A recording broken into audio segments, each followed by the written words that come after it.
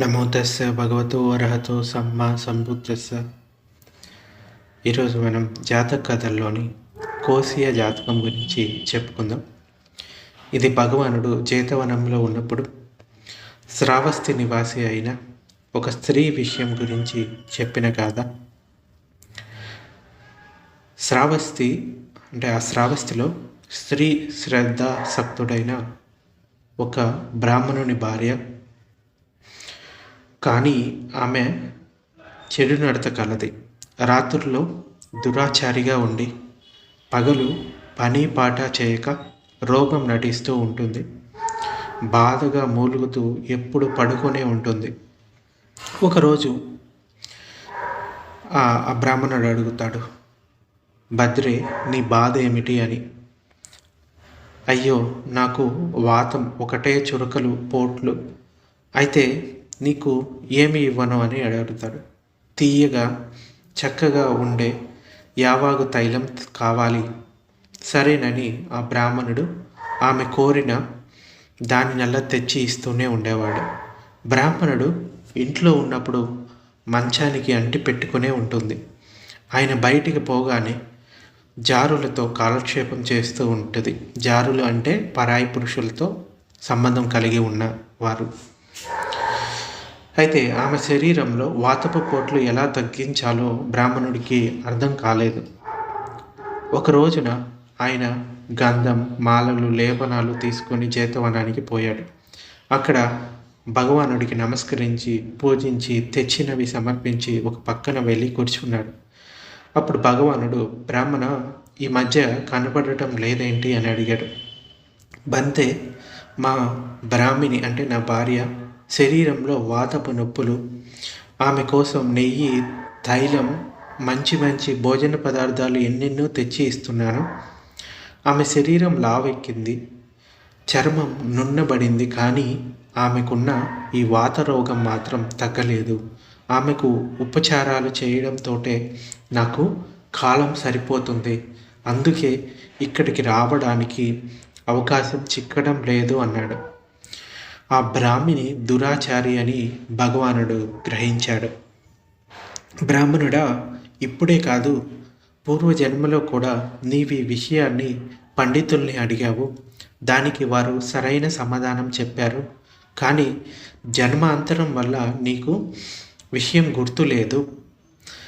అప్పుడు బ్రాహ్మణుడు ప్రార్థిస్తాడు భగవానుని ఆ పూర్వజన్మ గురించి చెప్పమని. అప్పుడు భగవానుడు ఈ జాతక స్టోరీని వివరిస్తాడు. పూర్వం వారణాసిని బ్రహ్మదత్తుడు పాలించే రోజుల్లో బోధిసత్వుడు ఒక బ్రాహ్మణ కుటుంబంలో పుట్టాడు. పెరిగి పెద్దవాడై తక్షశిలలో విద్య నేర్చుకున్నాడు.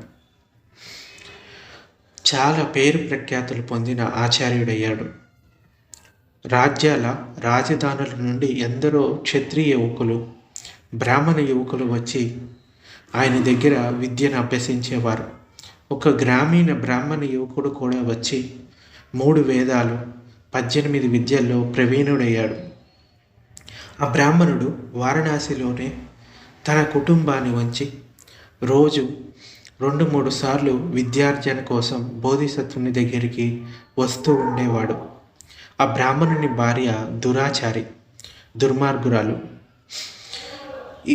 ఇక్కడి కథ అంటే పైన అంటే ఇంతకుముందు ఏ విధంగా అయితే ఆ భార్య వ్యవహరించిందో అదే విధంగా ఇక్కడ కూడా వ్యవహరిస్తూ ఉండేది. అనారోగ్యంతో బాధపడుతున్నట్టు నటించేది. ఆ భర్త వెళ్ళిపోగానే తనకి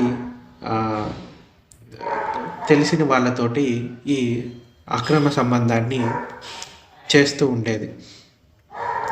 ఆచార్య ఆమెకు అనారోగ్యం, ఆ కారణం వల్లే సరిగా రాలేకపోతున్నాను అని ఆ బ్రాహ్మణుడు చెప్పాడు.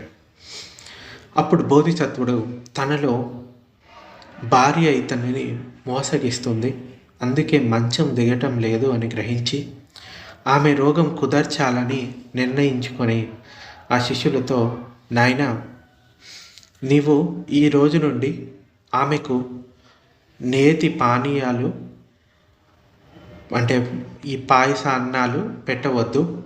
గోమూత్రంతో పంచఫలాలు వేసి దాన్ని కొత్త రాగి పాత్రలో పోసి చిలం ఎక్కేదాకా ఉంచి ఆ రసాన్ని నీ భార్యకిచ్చి తాగమని చెప్పు. తాడు కానీ కర్ర కానీ పట్టుకొని ఇది నీ రోగం కుదిర్చే ముందు దీన్ని తాగినా సరే, లేదంటే లేచి పని పాటలు చేసినా సరే అని నీ భార్యతో చెప్పు. ఆమె ముందు తాగకపోతే తాడుతో కానీ కర్రతో కానీ కట్టి పిడికిలితో పొడిచి తాగించు. అప్పుడు వెంటనే లేచి ఆమె పనులు మొదలు పెడుతుంది అని బోధించాడు. మంచిది అని ఆ ఆచార్యుడికి నమస్కరించి ఆ బ్రాహ్మణుడు ఇంటికి పోయి అలాగే మందుని తయారు చేసి భార్యతో, భద్రే ఈ మందు తాగు, ఇది తీసుకోమని ఎవరు చెప్పారు అని అడుగుతుంది భార్య. ఆచార్యులు వారు అని భర్త చెప్తాడు. నేను తాగను, అవతలికి తీసుకుపో, తాగవా అని అతను తాడు తీసుకొని నీ రోగం కుదరాలంటే మందు తాగు, కాదంటే లేచి పనులు చెయ్యి అని చెప్తాడు. నేను చెప్పినట్లుగా ఈ ఔషధాన్ని తీసుకో, నీ రోగం సరిచేసుకో, ఓసి కోసియా లేచి తిన్న తిండికి సరిపడా ఇంటి పనులు చేసుకో, నీ మూలుగుళ్ళకి మొక్కుతున్న దానికి పొంతనే లేదు చూసుకో. అంటే నువ్వు బాధపడుతున్నావని చెప్తున్నావు, కానీ నువ్వు తినే ఆహారం మాత్రం ఏమీ తక్కువగా లేదు, అన్ని ఆహార పదార్థాలు తీసుకుంటున్నావు, మళ్ళీ రోగం అని చెప్తున్నావు. ఇలా పలకగా ఆ కోసియ బ్రాహ్మిణి భయపడింది. ఇక ఈయన్ని మోసగించడం కుదరదని గ్రహించి లేచి ఇంటి పనులు చేయడం మొదలుపెట్టింది. ఆచార్యునికి ఆ విషయం తెలిసి ఈ పని చేసి ఉంటాడు. ఇక నుండి వెనకటిలాగా దురాచారిగా గడపడం సాగదు అని ఆలోచించి ఆచార్యుని మీద గౌరవంతో ఆ పాడు పనులు మాని శీలవతిగా బ్రతుకు సాగించింది. ఈ స్టోరీని ఆ బ్రాహ్మణుడికి చెప్తాడు భగవానుడు. ఈ ధర్మోపదేశం చేసి 2 కథల్ని సరిపోల్చి జాతక సారాంశాన్ని వివరించాడు. అప్పటి భార్యాభర్తలే ఇప్పటి భార్యాభర్తలు, ఆనాటి ఆచార్యుణ్ణి నేనే అని చెప్తాడు.